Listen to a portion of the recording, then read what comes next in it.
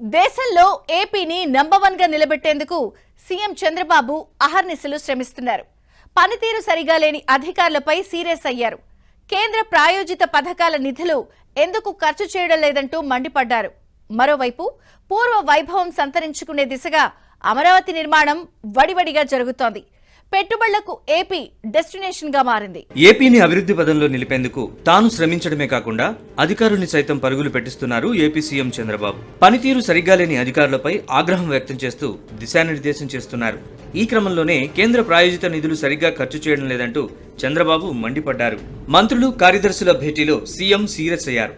కార్యదర్శులందరూ వారి వారి శాఖల్లో కేంద్ర ప్రాయోజిత పథకాల నిధులు ఎందుకు ఖర్చు చేయడం లేదని మండిపడ్డారు. ఈ నెల 15 డెడ్ లైన్ అని చెప్పినా ఎందుకు ఖర్చు చేయడం లేదని, ప్రజల సొమ్ము మురిగిపోయేలా చేసే హక్కు ఎవరిచ్చారని నిలదీశారు.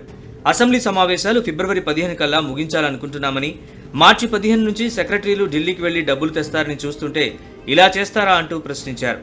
మున్సిపల్ అడ్మినిస్ట్రేషన్లో 320 కోట్లు ఉంటే 120 కోట్లు ఖర్చు చేశారని మండిపడ్డారు. ఈ నెలాఖరులోగా నిధులు ఖర్చు చేయకపోతే అధికారుల సంగతి తేలుస్తానంటూ సీఎం చంద్రబాబు హెచ్చరించారు. అవసరమైతే అసెంబ్లీ ఫిబ్రవరి 1st వీక్ పెట్టి, లేదంటే 2nd వీక్ పెట్టి, మార్చ్ 15th అంతా క్లోజ్ చేసి ఆ 15 days లో మళ్ళా ఢిల్లీకి వెళ్ళి మీరు 4 రూపాయలు ఉంటే తెస్తారని నేను ఆలోచిస్తున్నా.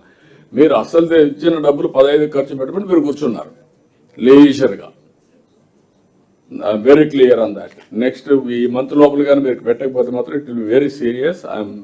కొత్తగా వచ్చిన మినిస్టర్స్ కూర్చొని ఏం చేయాలని ఆలోచించండి. మీరు కానీ, మీ సెక్రటరీస్ కానీ, హెడ్ ఆఫ్ ది డిపార్ట్మెంట్స్ కానీ. You are not entitled to